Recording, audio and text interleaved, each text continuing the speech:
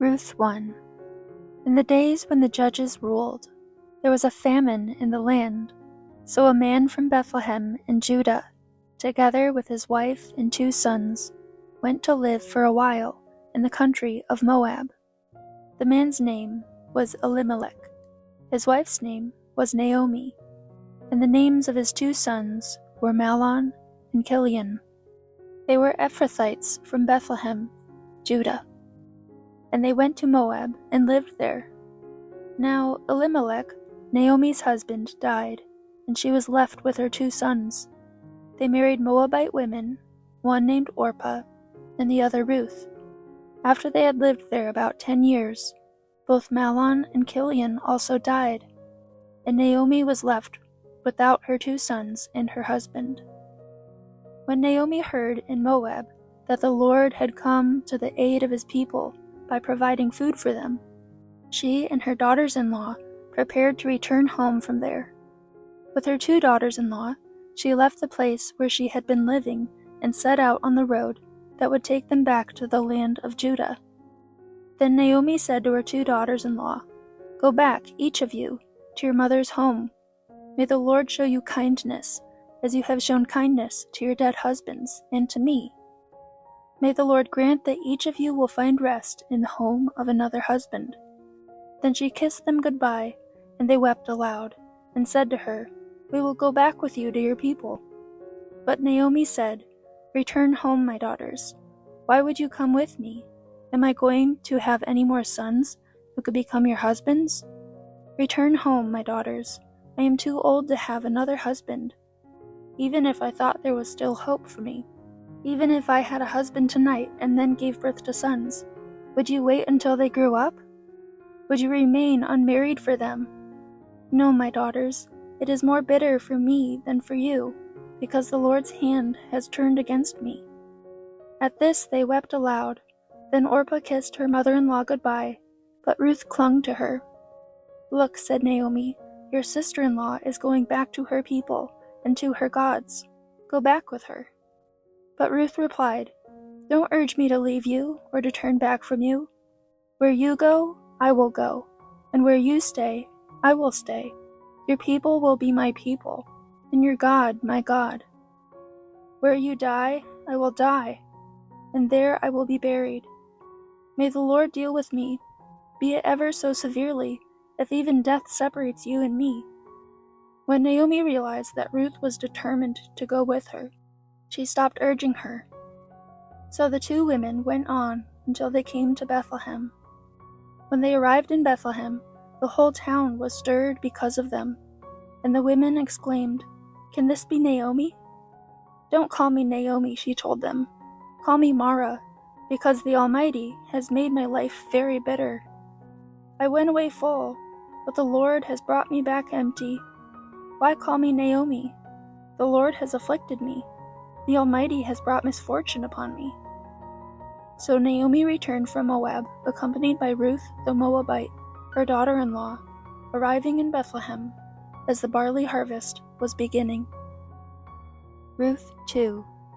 Now Naomi had a relative on her husband's side, a man of standing from the clan of Elimelech, whose name was Boaz. And Ruth the Moabite said to Naomi, "Let me go to the fields and pick up the leftover grain behind anyone in whose eyes I find favor." Naomi said to her, "Go ahead, my daughter." So she went out, entered a field, and began to glean behind the harvesters. As it turned out, she was working in a field belonging to Boaz, who was from the clan of Elimelech. Just then Boaz arrived from Bethlehem and greeted the harvesters. "The Lord be with you." "The Lord bless you," they answered. Boaz asked the overseer of his harvesters, "Who does that young woman belong to?" The overseer replied, "She is the Moabite who came back from Moab with Naomi." She said, "Please let me glean and gather among the sheaves behind the harvesters." She came into the field and has remained here from morning until now, except for a short rest in the shelter. So Boaz said to Ruth, "My daughter, listen to me. Don't go and glean in another field, and don't go away from here. Stay here with the women who work for me. Watch the field where the men are harvesting, and follow along after the women. I have told the men not to lay a hand on you, and whenever you are thirsty, go and get a drink from the water jars the men have filled." At this she bowed down with her face to the ground. She asked him, "Why have I found such favor in your eyes that you notice me, a foreigner?" Boaz replied, "I've been told all about what you have done for your mother-in-law since the death of your husband, how you left your father and mother and your homeland and came to live with a people you did not know before. May the Lord repay you for what you have done. May you be richly rewarded by the Lord, the God of Israel, under whose wings you have come to take refuge. May I continue to find favor in your eyes, my lord," she said. "You have put me at ease by speaking kindly to your servant, though I do not have the standing of one of your servants."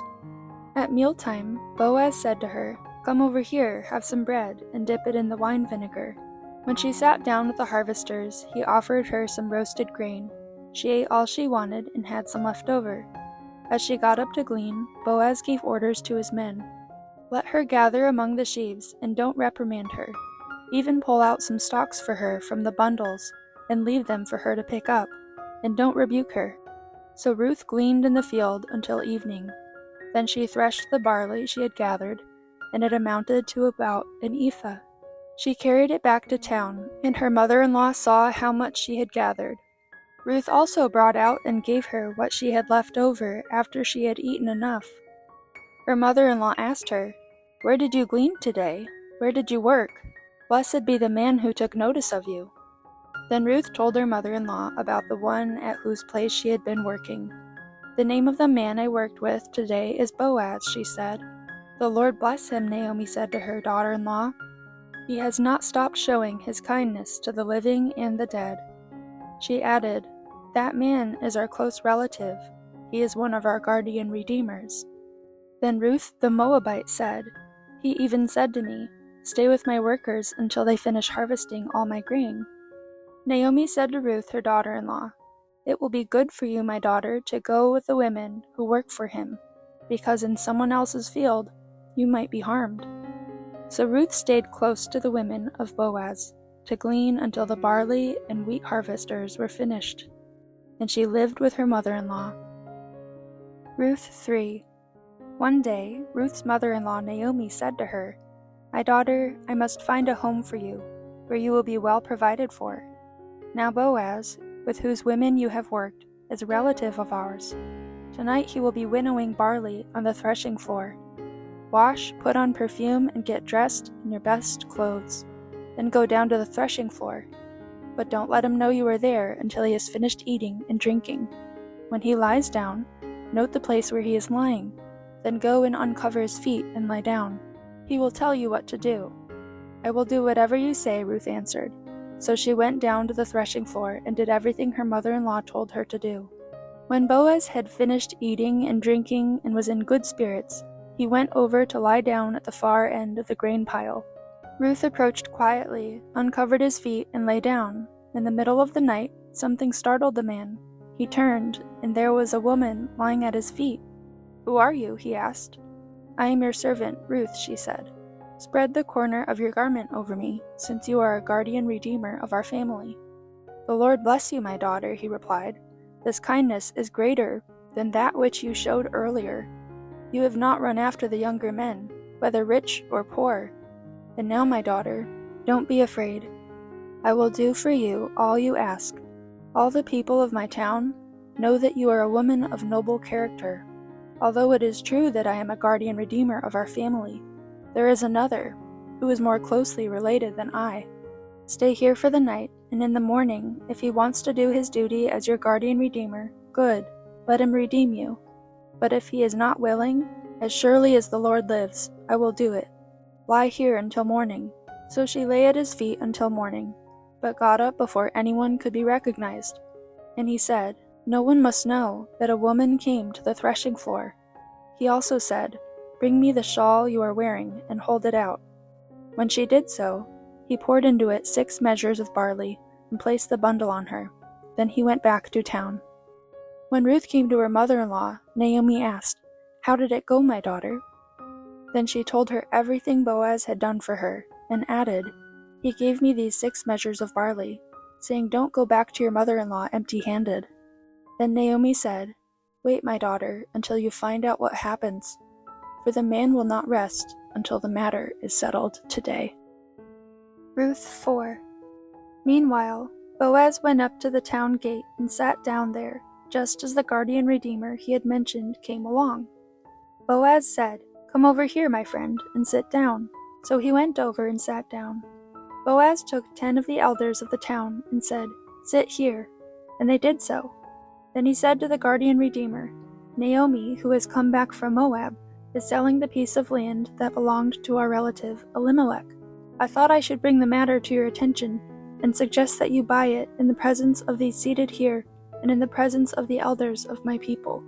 If you will redeem it, do so. But if you will not, tell me, so I will know.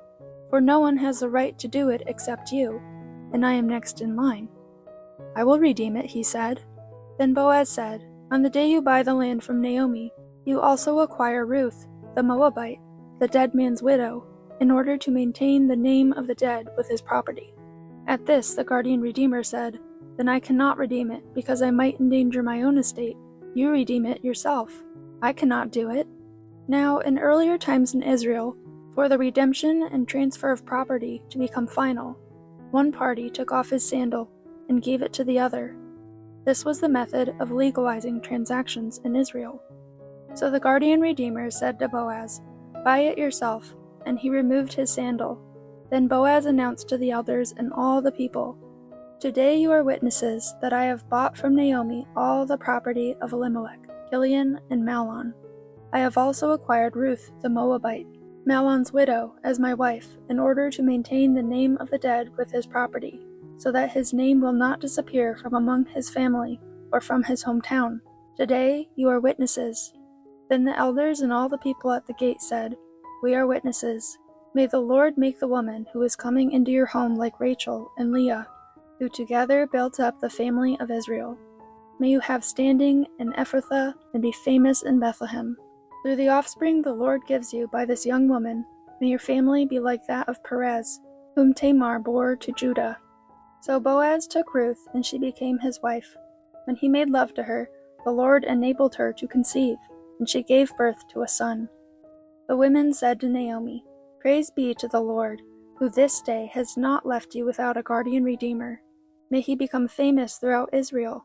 He will renew your life and sustain you in your old age.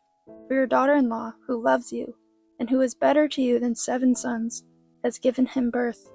Then Naomi took the child in her arms and cared for him. The women living there said, "Naomi has a son," and they named him Obed. He was the father of Jesse, the father of David. This, then, is the family line of Perez. Perez was the father of Hezron, Hezron the father of Ram, Ram the father of Amminadab, Amminadab the father of Nahshon, Nahshon the father of Salmon, Salmon the father of Boaz, Boaz the father of Obed, Obed the father of Jesse, and Jesse the father of David.